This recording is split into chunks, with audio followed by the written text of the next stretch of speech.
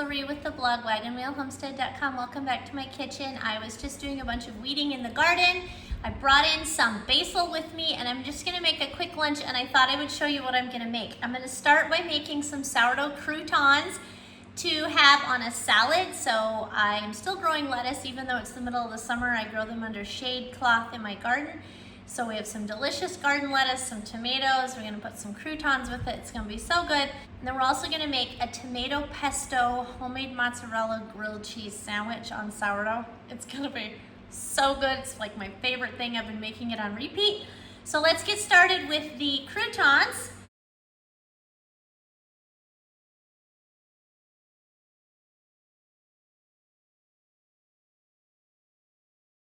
And the first thing I'm gonna do is just slice up a leftover loaf of sourdough sandwich bread. You can use any kind of sourdough bread to make sourdough croutons. And actually, it's a great idea to just keep your leftover ends and pieces of sourdough bread in the freezer, and then you'll have it anytime you wanna make breadcrumbs or croutons, either one. It's just you don't ever want to throw any sourdough bread away, right?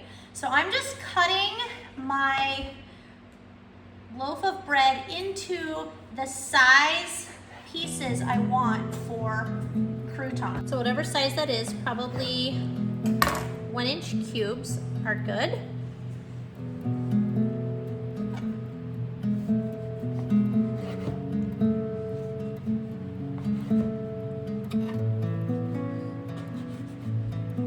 Just gonna toss these all into this bowl.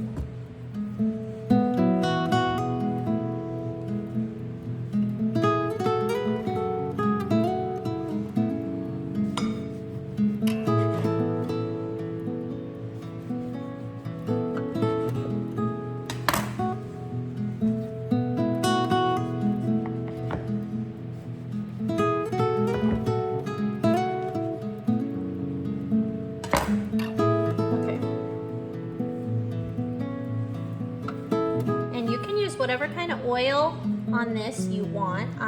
Today I'm going to use some melted beef tallow because it's what I have. It's what I use in place of oil pretty much for everything.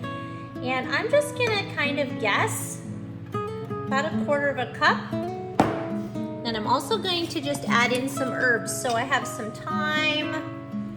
You can use Italian seasoning if you want. This is poultry seasoning and thyme. I'm also going to mince up some garlic because I love garlic croutons. You can really do whatever kind of flavors that you want.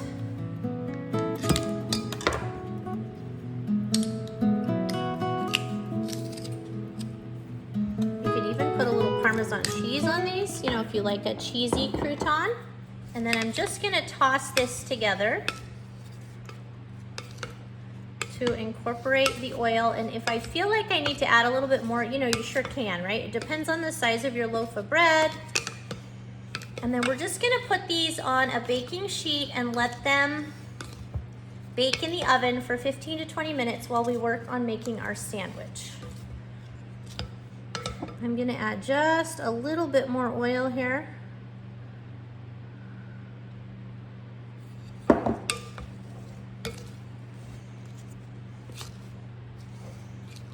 I'm just gonna pour these out onto a baking sheet.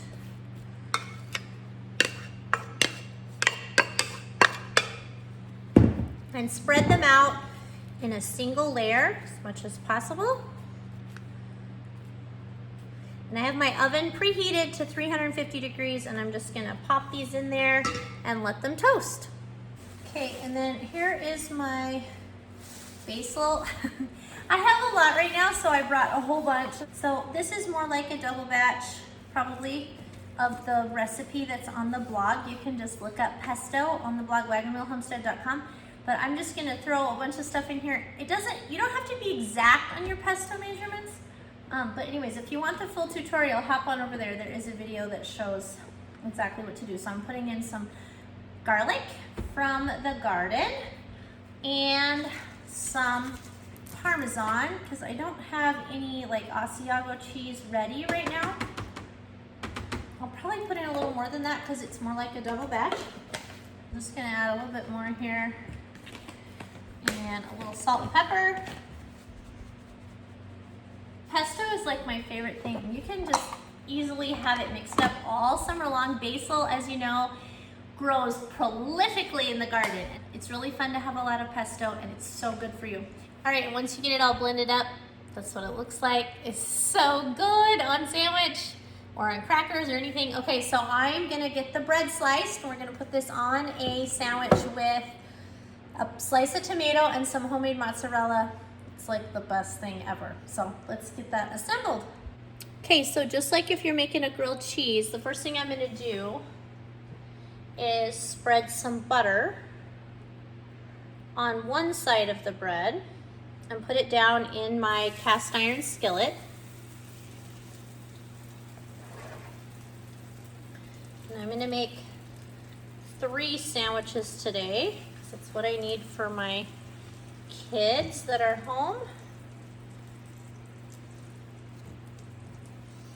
Okay, and then I'm going to add the pesto to the inside of the bread.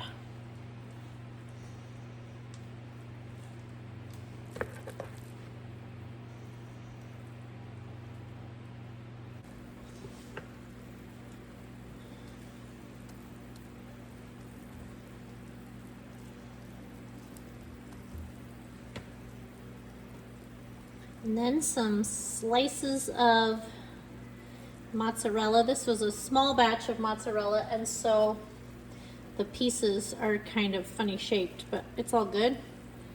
There's nothing better than homemade mozzarella. This is naturally acidified mozzarella made with clabber culture, and you can find the full tutorial for that on the blog as well.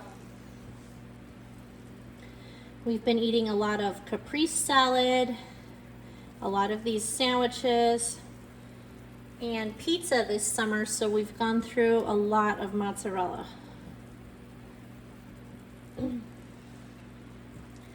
Okay, and we're gonna add a slice of tomato or 2, depending on how adventurous you want to be.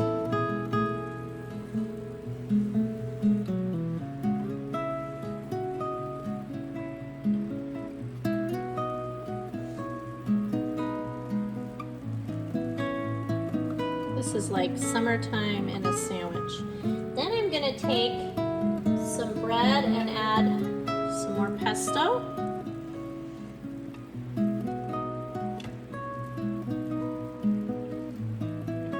Place it on top and kind of smash it down so that everything melts together.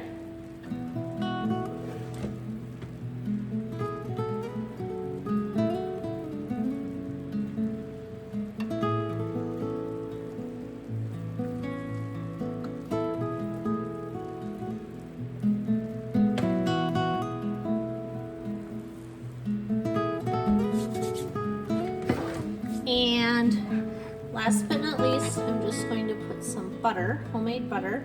There's a tutorial for that on the blog as well, on the top.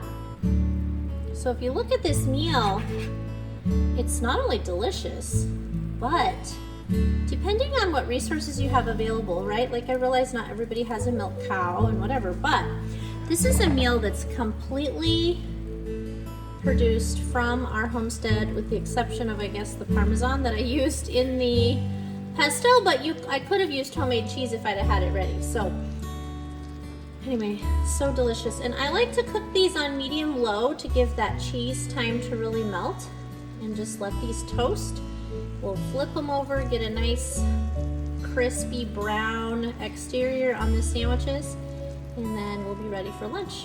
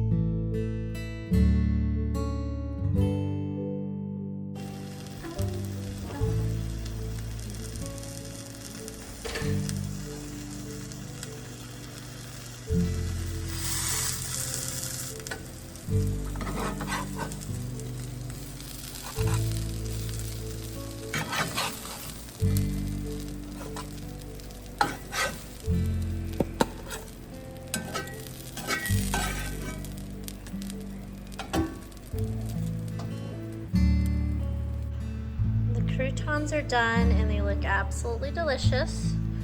Let them cool off a little bit and we'll put them on our salad. I'm just gonna add a few of these crispy croutons to my garden salad.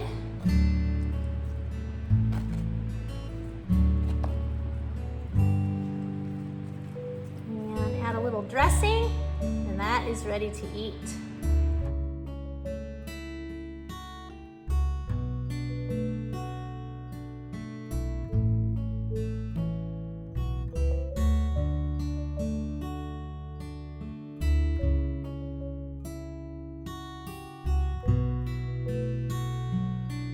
Alright, so here's our salad and our grilled cheese sandwich. So absolutely delicious.